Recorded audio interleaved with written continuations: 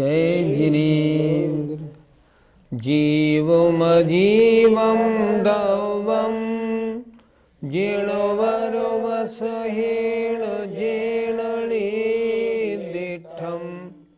देवेन्द्रविन्दवन्दं वन्दे तं सर्वदा शिरसा। पंच परमेष्ठी भगवान की जय। पिछली पाठशाला में अरहंत और सिद्ध परमेष्ठी की स्वरूप की चर्चा हुई थी। आज इस पाठशाला के आज के एपिसोड में आप आचार्य और उपाध्याय परमेष्ठी की परिभाषा देखेंगे। कितनी अच्छी परिभाषा आचार्य महाराज ने लिखी है। दंसणाण पहाड़े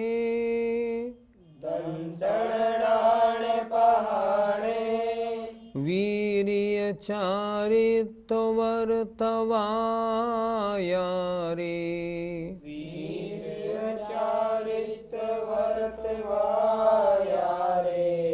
अपं परं च जुञ्जयि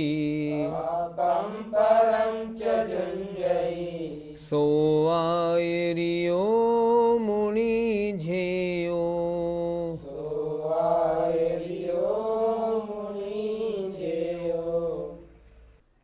आचार्य परमेष्ठी कौन होते हैं? जो पंच आचारों का स्वयं पालन कराएं, स्वयं पालन करें और औरों से भी कराएं। पांच आचार कौन से हैं देखें।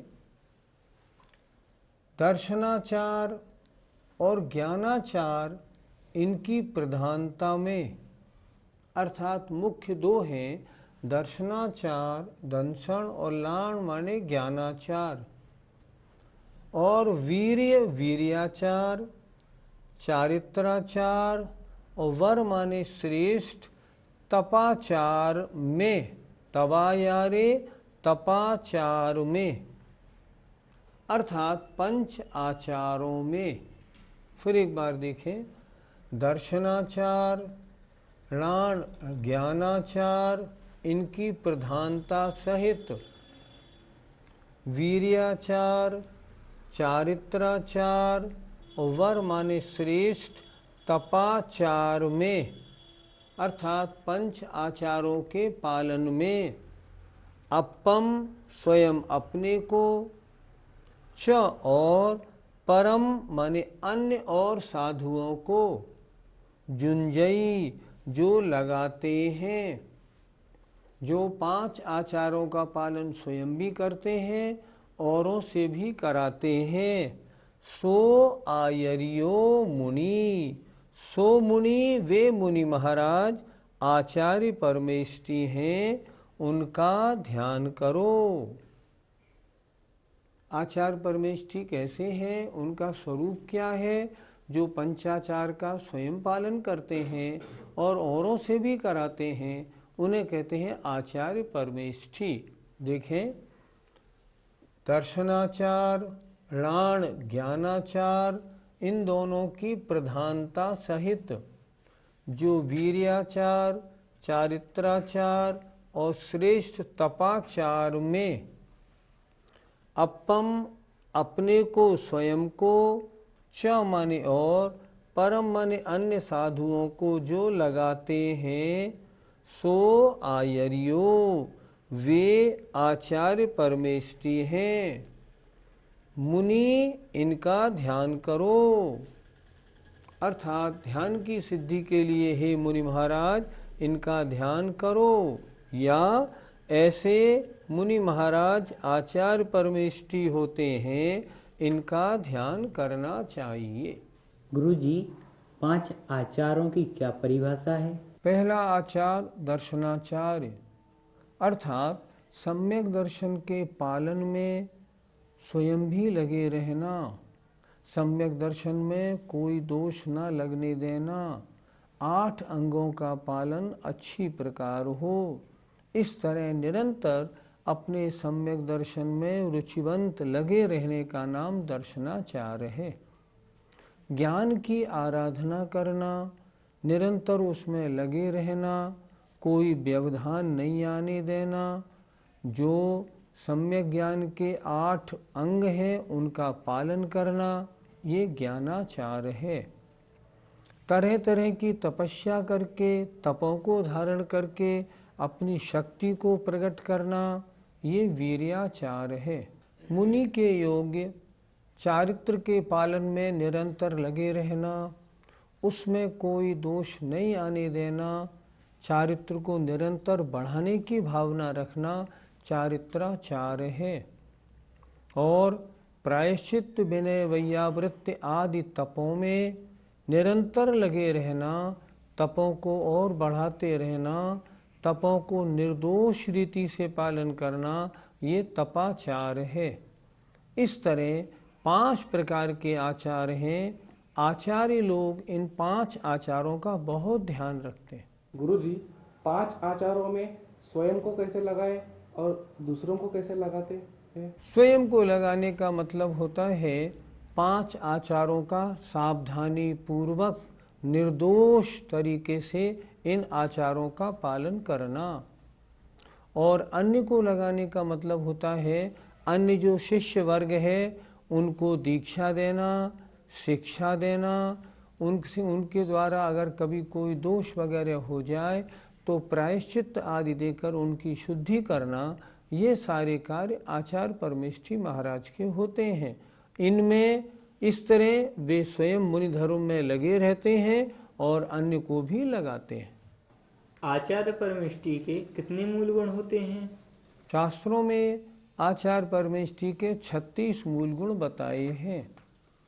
साधु परमेष्ठी के 28 मूल गुण तो उनमें होते ही हैं, उसके अलावा 36 मूल गुण और होते हैं, जैसे 12 तपों का पालन, 10 धर्मों का पालन, 6 आवश्यकों का पालन, 3 गुप्ती और 5 आचारों का पालन। इस तरह 36 गुणों का पालन आचार्य परमेष्ठी बहुत अच्छी तरह से करते हैं। क्या इसके अलावा और भी गुण होते हैं आचार्य परमेष्ठी में? आचार्य परमेष्ठी प्रायश्चित शास्त्रों के ज्ञाता होते हैं। उन्हें इस बात का अच्छी तरह ज्ञान होना चाहिए कि किसी मुनि के द्वारा क्या दोष लगने पर किस तरह क्या प्रायश्चित दिया जाता है। शिष्यों के ऊपर बड़ा अनुग्रह है, बड़ी अनुकंपा रखते हैं। शिष्य को कष्ट भी नहीं हो जाए, शिष्य भी अपनी साधना में निरंतर आगे बढ़ता रहे, इस तरह के प्रायश्चित, इस तरह के कार्य देते हैं ताकि वो भी अपने चारित्र में निरंतर बढ़ता रहे। इस तरह ये वरिष्ठ भी होते हैं और गरिष्ठ भी, ऐसे आचार्य परमेष्ठी होते हैं। कर्म निर्जरा आचार्यों की ज़्यादा होती है या फिर साधुओं की? निर्जरा का आधार होता है निर्विकल्पता। जितनी ज़्यादा निर्विकल्पता होगी उतनी निर्जरा ज़्यादा होगी। साधुओं आचार्यों को अपने पूरे संघ के बारे में बहुत से विकल्प रहते हैं, इसलिए आचार्यों की निर्जरा कम होती है। और साधु महाराज जो होते हैं ना, वो निर्विकल्प होते हैं, क्योंकि उनके ऊपर कोई जिम्मेदारी नहीं होती। कहीं भी जाएं, कहीं भी एकांत में बैठें और ध्यान करें। पर साधु इस तरह नहीं, आचार्य इस तरह नहीं जा सकते। उन्हें पूरे संघ का हमेशा ध्यान और ख्याल रखना पड़ता है। मुझे याद है एक बार आचार्य श्री कुंडलपुर में सब साधुओं को मूलाचार प्रदीप पढ़ा रहे थे और उस समय उनसे कह रहे थे, देख लो तुम लोगों के ध्यान रखने में मेरी निर्जरा कम और तुम्हारी निर्जरा ज़्यादा। और सच भी है, साधु निर्विकल्प होते हैं, आचार्यों के विकल्प होते हैं, इसलिए आचार्यों की निर्जरा कम और साधुओं की निर्जरा ज़्यादा होती है। गुरुजी, आचार्य कैसे बनते हैं? आचार्य बनने का मार्ग शास्त्रों में तो इस प्रकार लिखा है कि जब आचार्य अत्यंत वृद्ध हो जाते हैं और जब वो देखते हैं कि अब मेरा शरीर संलेखना के योग्य हो गया है, तब वे अपने संघ के जो सबसे वरिष्ठ साधु होते हैं उन साधु को अपना आचार्य पद दे के स्वयं या तो उनके सानिध्य में या स्वयं उस संघ को छोड़ के अन्य संघ में जाकर संलेखना ले लेते हैं और अंतिम समय तक गुजारते हैं। शास्त्रों में आचार्य बनाने की यही परंपरा सब जगह दृष्टिगोचर होती है। आचार्य फिर किनको बनाया जाता है? आचार्य जब अपना संग छोड़ते हैं तब वो देखते हैं मेरे संग में सबसे ज़्यादा ज्ञान में, चारित्र में, तप में कौन वरिष्ठ है, सबसे ज़्यादा अनुभवी कौन है, कौन ऐसा है जिसको सारा संग बहुत लाइक करता है कि ये आचार्य बनने चाहिए, जिनके चारित्र में कोई दोष नहीं होता है। ऐसे निर्दोष चारित्र वालों को आचार्य बनाया जाता है। जिनके चारित्र में दोष हो, अगर उनको आचार्य बनाएंगे तो फिर संघ में निर्दोषपना कैसे रहेगा। इसलिए ज्ञान में, चारित्र में, सबके साथ व्यवहार में, सबके आदरणीय जो होते हैं, ऐसे किसी श्रेष्ठ मुनि को आचार्य पद दिया जाता है। आचार्य पद देने की ये परंपरा आगम सम्मत है। तो फिर जो वर्तमान में अधिक से मुनियों के भाव आचार्य पद लेने के क्यों होते हैं? आपका प्रश्न सुन के मुझे एक दृष्टांत याद आ गया। जब शिवसागर, आचार्य शिवसागर जी महाराज महावीर जी में विराजमान थे और अचानक 2-3 दिन की अस्वस्थता होने से और उनका शरीर समाधि पूर्वक छूट गया, तो वे किसी अन्य को आचार्य नहीं बना सके। अब समाज में इस बात की चर्चा रही, अगला आचार्य कौन बने। तब ये निर्णय हुआ कि सबसे वरिष्ठ और गरिष्ठ कौन है, आचार्य कल्प सुरसागर महाराज, उनको आचार्य बनाना चाहिए।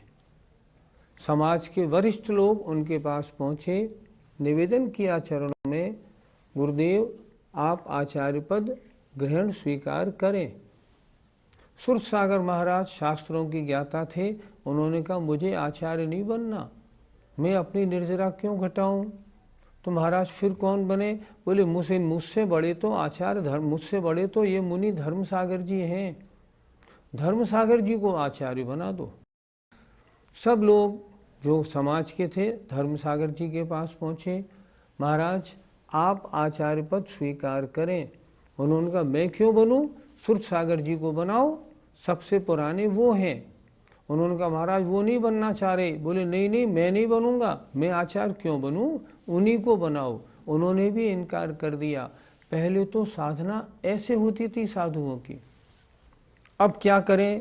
अब समाज के लोग बोले महाराज किसी को तो आचार्य बनना ही पड़ेगा। इसलिए उन्होंने सुरसागर महाराज से बहुत जब निवेदन किया चरणों में, उन्होंने कहा ठीक मुझे बनाओ भैया, आप क्या करें। सुरसागर जी महाराज को आचार्य बना दिया गया। सुरसागर महाराज आचार्य बने। अगले दिन जब पूरा संघ उनकी वंदना करने आया, तब उन्होंने पूछा तुम सबने मुझे आचार्य स्वीकार कर लिया? हाँ महाराज, आप सबसे बड़े हैं, आपको हमने आचार्य स्वीकार कर लिया।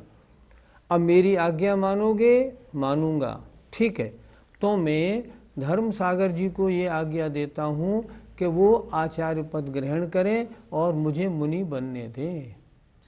अब धर्मसागर जी क्या करते, मजबूरी थी, धर्मसागर जी को आचार्य पद लेना पड़ा। ये होता था पहले तो। आचार्य पद लेना कोई अच्छी बात थोड़ी है।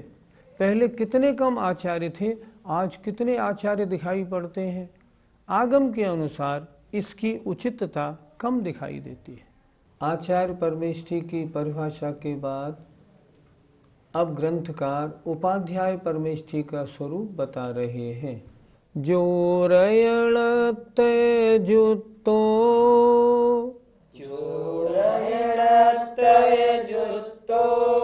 ऋचं धम्मो वदेशुणे निर्दो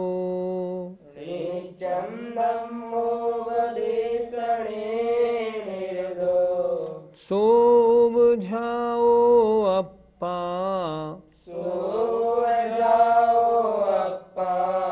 यदि वरो वस हो नमो तस्स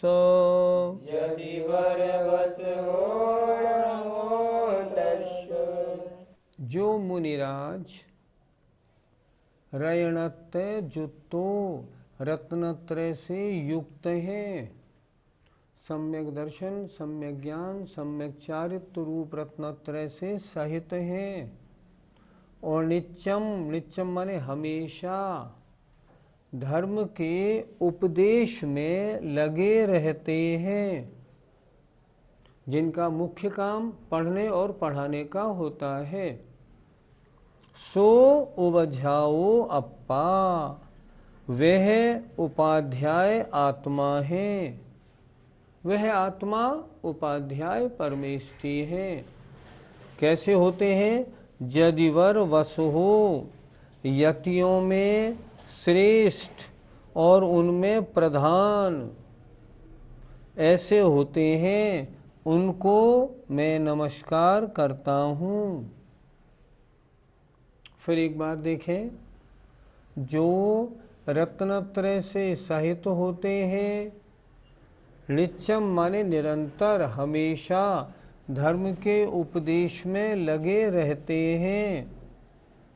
सो उबझाओ अप्पा, वह आत्मा उपाध्याय परमेष्टि है। यदिवर वस हो, यतियों में जो श्रेष्ठ हैं, उनमें प्रधान होते हैं, उनको मेरा नमस्कार हो। ऐसे उपाध्याय परमेष्टि की परिभाषा बताते हुए इस गाथा में नमस्कार किया गया है। गुरुजी, उपाध्याय शब्द का अर्थ क्या होता है? उपाध्याय शब्द दो शब्दों को मिलके बना है, उप और अध्याय। अर्थात उप माने जिनके निकट सब अध्ययन करने के लिए आते हों, उन्हें कहते हैं उपाध्याय। जिनके निकट निरंतर अध्ययन चलता रहता हो, उन्हें कहते हैं उपाध्याय परमेष्ठि। ये निरंतर किसका उपदेश देते रहते हैं? जिनवाणी 4 अनुयोग में विभाजित है। तो निरंतर जो भव्य जीव उनके पास आता है, संघ में जो मुनि महाराज जिस योग्यता वाले होते हैं, उनको उस योग्यता से निरंतर पढ़ाते समझाते रहते हैं, ताकि उनका ज्ञान और चारित्र बढ़ता रहे। मुख्य रूप से मोक्ष मार्ग का उपदेश देते हैं, जिनवाणी के अनुसार बोलते हैं, अपने पक्ष से बिल्कुल नहीं बोलते। ऐसे उपाध्याय परमेष्ठि होते हैं। यदिवर वस हो, इस शब्द का क्या अर्थ होता है? यदि माने यति, यति माने मुनि, और वर, यदि वर माने श्रेष्ठ, जो मुनियों में श्रेष्ठ होते हैं। और वृषभ कहते हैं उनमें भी जो प्रधान होते हैं। तो यति माने मुनियों के श्रेष्ठ, जो मुनियों में श्रेष्ठ हैं और उनमें भी जो प्रधान हैं, उन्हें कहते हैं यतिवर वृषभ।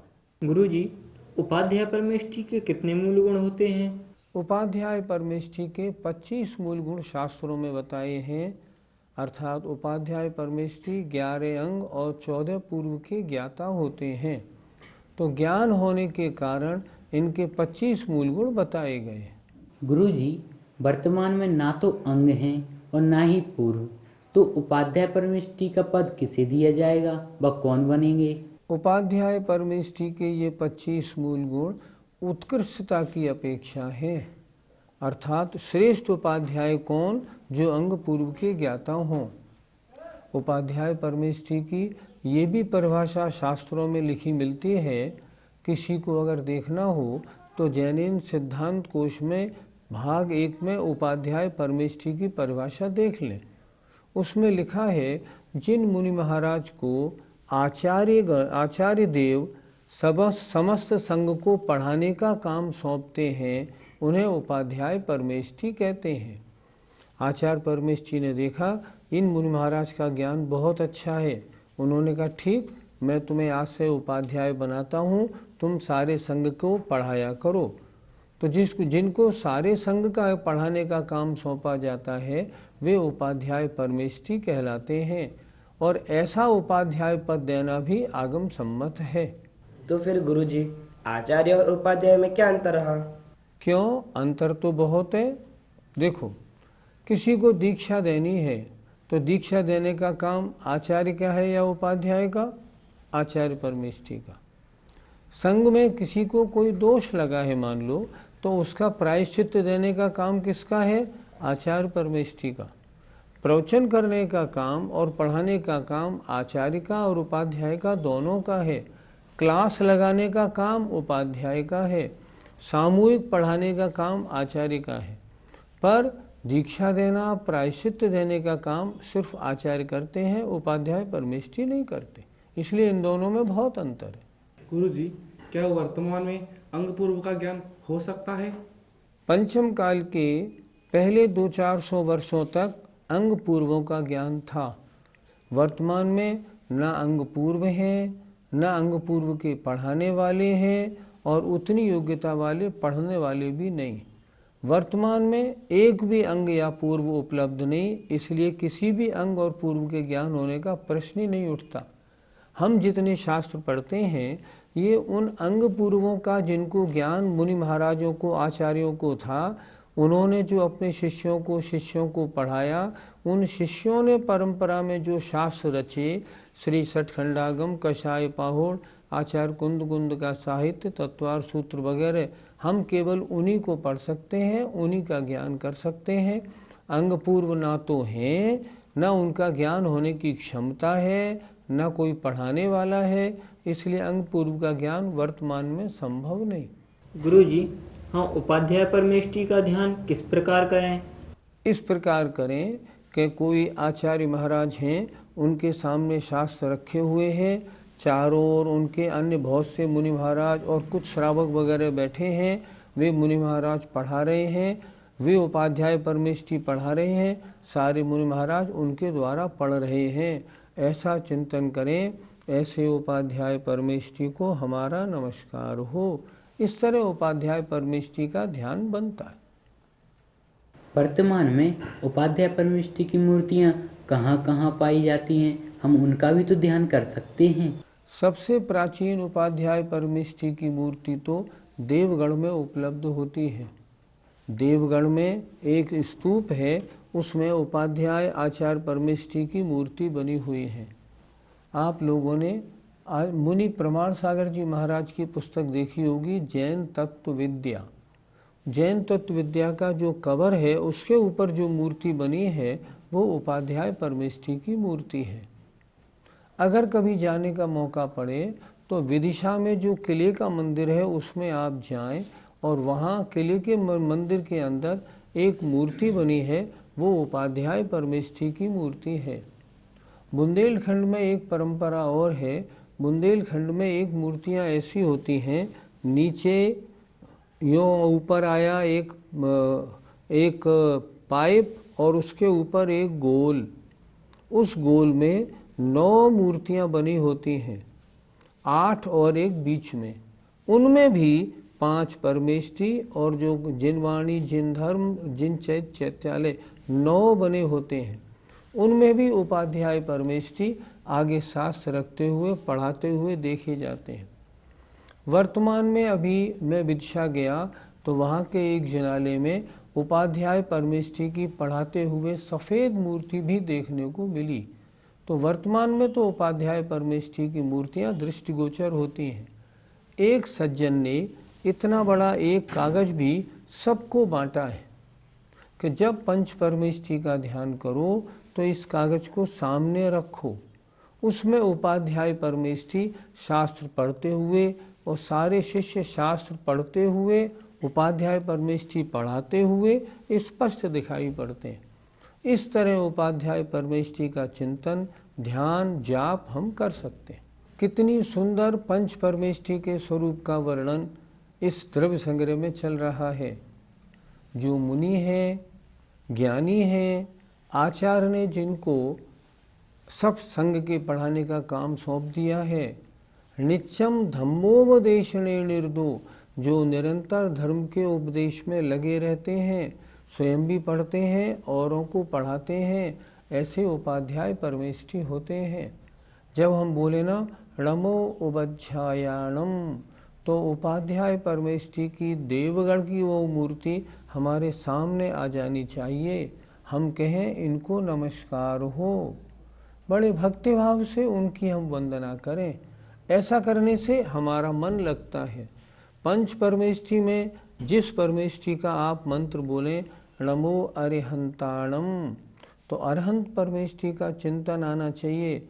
ये कुंडलपुर के बड़े बाबा अरहंत परमेष्ठी हैं। ये चांदखेड़ी के आदिनाथ भगवान अरहंत परमेष्ठी हैं। जब नमो सिद्धाणम बोले, सिद्धों का चिंतन बनना चाहिए। निराकार आत्मा लोक के अग्रभाग में विराजमान है।